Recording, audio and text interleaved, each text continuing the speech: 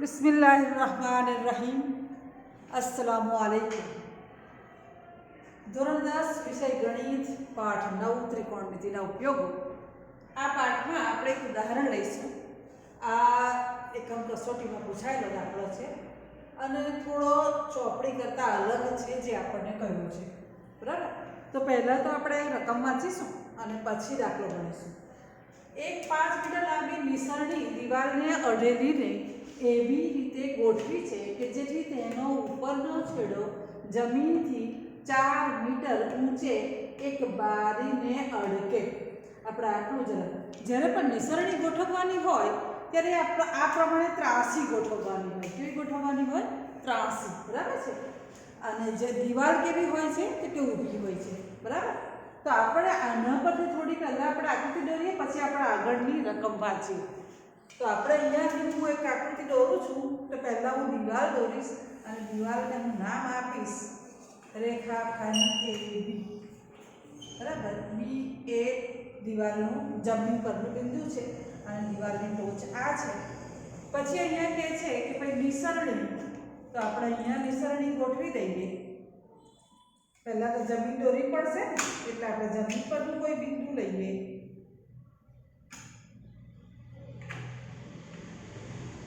સહેજ ઉપર જ લઈએ આપણે।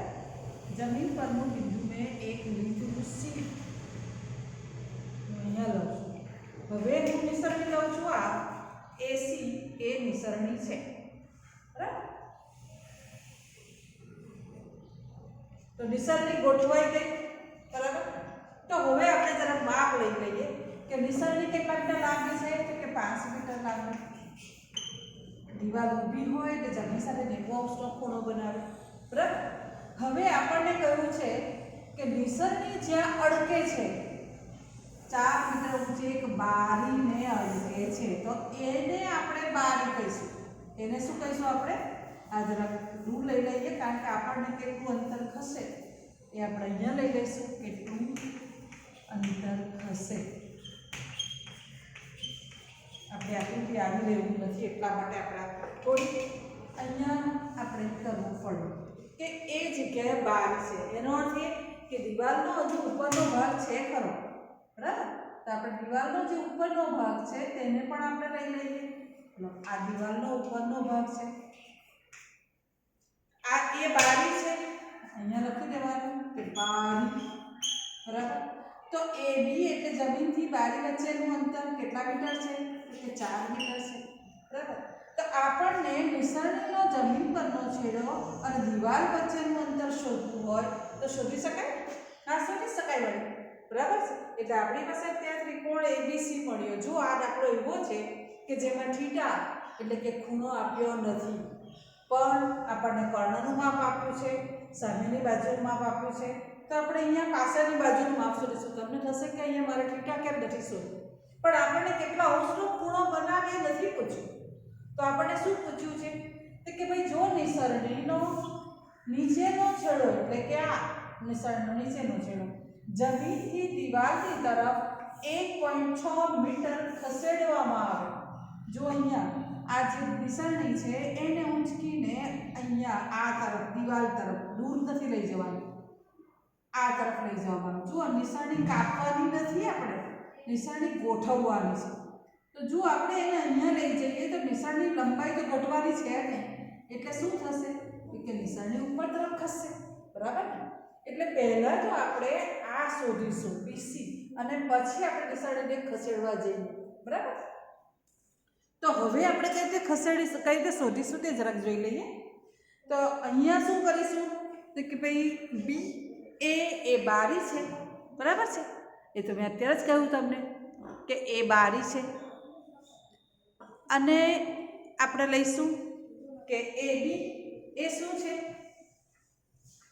તો કે એ બારી ક્યાં આવેલી છે તો કે દિવાલ પર, બરાબર? પછી આપણે AB એ શું છે તો કે જમીનથી દિવાલ પરની બારી વચ્ચેનું અંતર, બારી વચ્ચેનું અંતર કેટલા મીટર? 4 મીટર। નિસરણી કઈ છે તો કે એસી નિસરણી છે. કેટલા મીટર? 5 મીટર.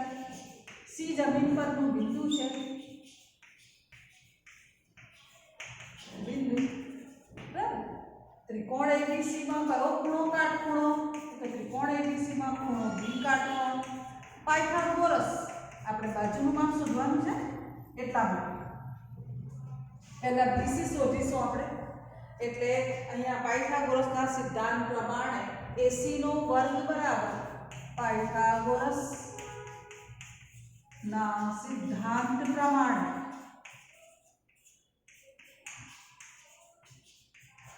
શું થશે? પાયથાગોરસના સિદ્ધાંત પ્રમાણે AC નો વર્ગ બરાબર AB નો વર્ગ વત્તા BC નો વર્ગ. AC બરાબર કેટલા છે તો કે 5 માટે 5 નો વર્ગ.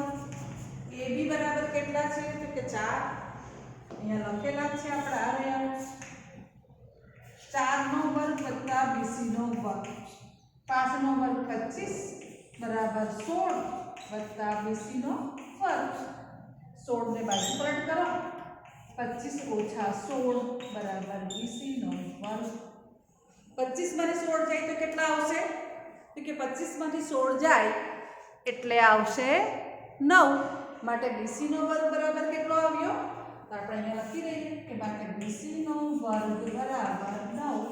માટે BC બરાબર કેટલા મીટર તો કે 9 કોનો વર્ગ છે તો 3 નો. માટે BC બરાબર 3 મીટર. બરાબર છે. તો આપણને આ જે માપ મળી ગયું એ કેટલા મીટર મળ્યું તો કે 3 મીટર મળી ગયું. બરાબર છે. તો આપણે જે આકૃતિ પર હવે આવીએ કે ભાઈ આકૃતિ શું કહે છે તો આપણે નીચે લઈશું હવે જરાક. બરાબર ને.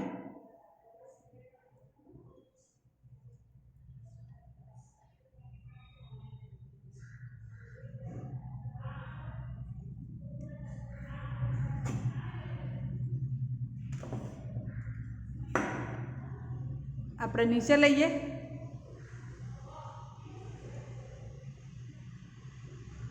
3 મીટર મળી ગયું આપણને BC બરાબર.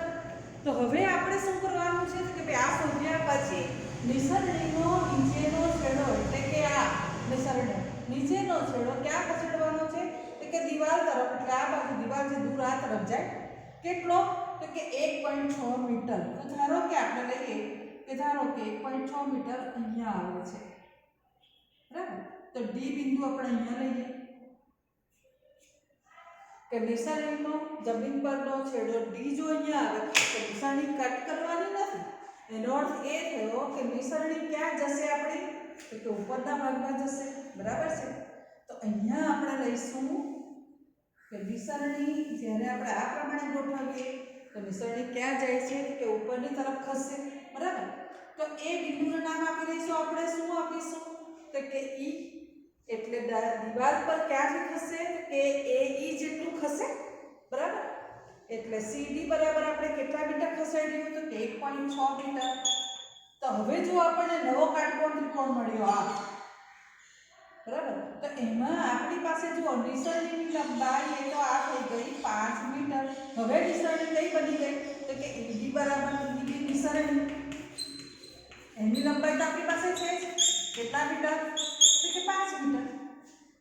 બરાબર. તો જો અહીંયા આ EB એટલે શું તો કે AB વત્તા AE. બરાબર.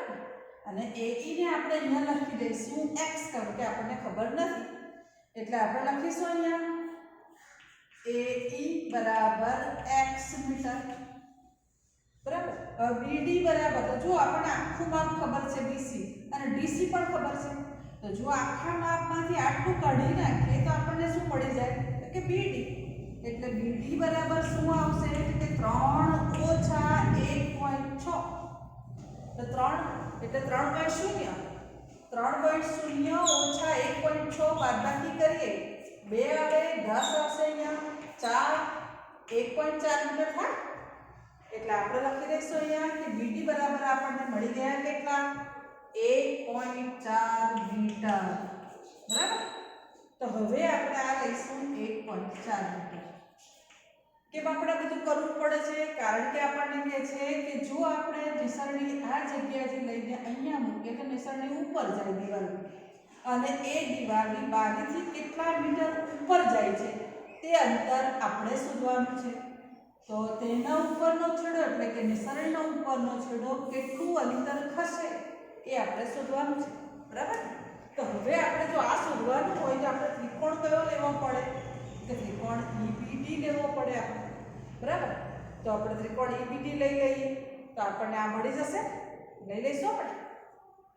તો જે પ્રમાણે આપણે લીધેલું તે જ પ્રમાણે લઈશું કે આપણે આ બધું લખી નાખેલું છે એટલે હવે સીધા આપણે શું કરવાનું છે કે પાયથાગોરસના સિદ્ધાંત પ્રમાણે લઈ લેવાનું છે. તો ચાલો આપણે ત્રિકોણ A ત્રિકોણ હવે લઈશું E થી શરૂઆત કરીશું. આ ત્રિકોણ આપણો વપરાઈ ગયો એટલે હવે આપણે શું લેવાનું છે કે મારે આ શોધવાનું છે એટલે પહેલા મારે આ ત્રિકોણના ઉપરથી મારે આખું EB શોધવું પડે.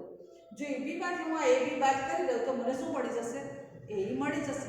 એટલે હું કયો ત્રિકોણ લઈશ કે ત્રિકોણ EBD.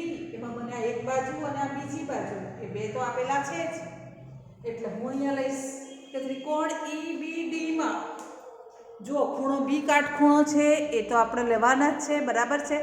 એટલે ત્રિકોણ EBD માં આપણે લઈશું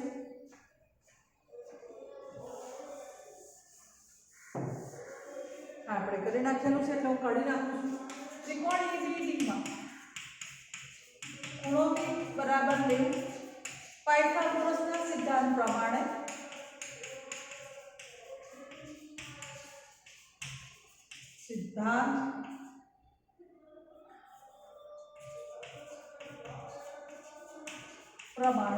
શું થશે? પાયથાગોરસના સિદ્ધાંત પ્રમાણે અહીંયા ED એ બનશે કર્ણ એટલે ED નો વર્ગ બરાબર શું બનશે? તો કે ED નો વર્ગ બરાબર EB નો વર્ગ વત્તા BD નો વર્ગ. EB નો વર્ગ વત્તા BD નો વર્ગ. બરાબર છે? તો હવે આપણે એમાં જ કિંમત મૂકવાની છે કે ED બરાબર આપણે કેટલા મૂકીશું? તો કે ED બરાબર આપણે મૂકીશું 5 અને BD બરાબર કેટલા મૂકીશું? તો કે 1.4 અને EB બરાબર શું મૂકીશું? તો કે છેલ્લે એને મૂકીશું કે 4 + x આખાનો વર્ગ એમ પણ મૂકી શકાય સીધું પણ. તો પહેલા મૂકીએ આપણે કે 5 નો વર્ગ બરાબર EB એટલે શું આવશે? તો કે EA + AB બરાબર EB એટલે x + 4 આખાનો વર્ગ વત્તા 1.4 આખાનો વર્ગ. તો આપણે હવે શોધીએ અહીંયા 5 નો વર્ગ 25 x નો વર્ગ. આ દ્વિપદનો વર્ગ શોધીએ એટલે પહેલા પદનો વર્ગ કરવો પડે ને એટલે પહેલા પદનો વર્ગ વત્તા બીજા પદનો વર્ગ એ પ્રમાણે તો કરી શકીએ. તો x + 4 આપણે x + 4 આખાનો વર્ગ છે એ પ્રમાણે લઈએ તો પણ ચાલે. બરાબર ને?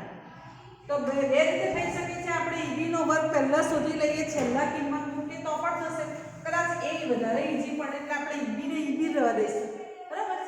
તો આપણે EB નો વર્ગ પહેલા શોધી નાખીએ એટલે EB નો વર્ગ બરાબર વત્તા 1.4 એટલે 1.96 આવશે. 1.4 આખાનો વર્ગ. હું આને બાજુ પરત કરી નાખું તો આમ આવશે એટલે 25 ઓછા 1.96 બરાબર EB નો વર્ગ. તમે 25.00 માંથી 1.96 બાદ કરશો તો 23.04 બરાબર EB નો વર્ગ. હવે 23.04 એ કોનો વર્ગ છે? તો હવે જ્યારે અપૂર્ણાંક સંખ્યાઓ આવે ત્યારે જોવાનું કે એમાં એકમનો અંક કયો આવે છે. બરાબર? અને પૂર્ણાંક સંખ્યા કઈ આવે છે? એટલે 23 એ પૂર્ણાંક સંખ્યા છે અને પૂર્ણાંક સંખ્યા એ કઈ સંખ્યાના વર્ગની વચ્ચે આવે તે આપણે જોઈએ કે 1 નો વર્ગ 1 2 નો વર્ગ 4 3 નો વર્ગ 9 4 નો વર્ગ 16 5 નો વર્ગ 25 4 નો વર્ગ 16 થાય છે અને 5 નો વર્ગ 25 16 કરતા મોટી છે 23 અને 25 કરતા નાની છે એટલે આનું જે વર્ગમૂળ તમે શોધો તો 4 અને 5 ની વચ્ચે આવવું જોઈએ. બરાબર? હવે જરા જોઈએ કે ભાઈ 23 એ 4 ની નજીક છે કે 4 ની દૂર છે? કે ભાઈ 4 ની તો દૂર છે એ 25 ની નજીક છે કારણ કે 25 23 24 અને 25. બરાબર છે? એનો અર્થ એ થયો કે 4.2 3 4 5 6 એનો જો વર્ગ કરીએ આપણે તો અહીંયા જ્યારે વર્ગ કરવામાં આવે તો 4.2 ગુણ્યા 4.2 પણ 4 ની નજીક છે 2 દુ 4 બરાબર. આપણે એવી સંખ્યા લેવાની છે કે જે પોઈન્ટ પછી સંખ્યા લઈએ છીએ એને આપણે ગુણાકાર કરીએ તો 4 આવવા જોઈએ. તો હું અહીંયા 3 લઉં તો 3 તાળી 9 થાય, 4 લઉં તો 4 ચોકુ 16, 5 લઉં તો 25, 6 લઉં તો 36 એટલે 6 આવે, 7 7 49, 9 આવે, 8 8 64 આ આવે છે મારી પાસે. તો 4.8 લઈ લઉં તો 4.8 નો વર્ગ કરીએ આપણે. 4.8 ગુણ્યા 4.8 બરાબર છે. તો હવે શું કરીશું આપણે તો જો આ પ્રમાણે હોય ત્યારે અહીંયા એક અંક પછી પોઈન્ટ છે ને અહીંયા પણ એક અંક પછી પોઈન્ટ છે. પોઈન્ટ આપણે છેલ્લે જ મૂકવાનું છે. આપણે સાદી સંખ્યા છે એમ વર્ક કરી લઈશું. કેવી રીતે વર્ક કરીએ તે જોઈએ હવે. તો બીજી પણ છે સરસ રીત કે ભાઈ આપણે પહેલા અહીંયા શું કરીશું તો કે અહીંયા આપણે એકમનું શૂન્ય મૂકી દઈએ અને 4 8 3202 વધી 3 4 ચોકુ 16, 16 ને 3 19 થાય. એ જ પ્રમાણે હવે અહીંયા ગુણાકાર કરીએ આપણે કે 8 8 64 4 વધી 6 8 ચોકુ 32 32 ને 6 39 બરાબર. તો હવે જરાક જોઈએ કે આવે છે કે નહીં કે નથી આવતું. 8 ચોકુ 3202 વધી 3 અને 4 ચોકુ 16 ને 3 19 બરાબર છે. અને 8 8 64 6 8 ચોકુ 32 ને 6 39. હવે 23.4 તો અહીંયા આવે છે ખરે તે જોઈએ. અહીંયા 9 10 ને 11 1 વધી 1 10 ને 3 13 23.14 આવે છે.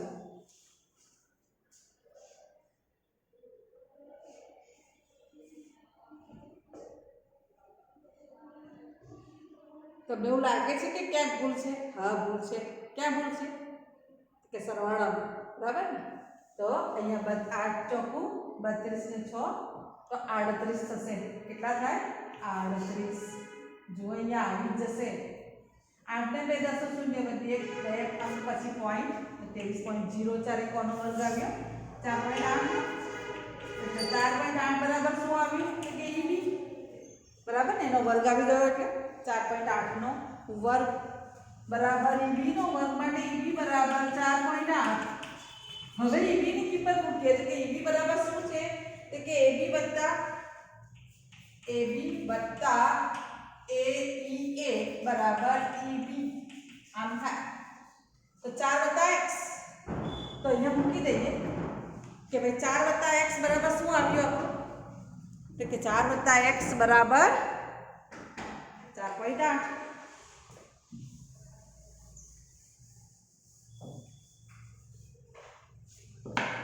તો અહીંયા લઈએ આપણે કે 4 + x બરાબર 4.8 આવ્યું બરાબર.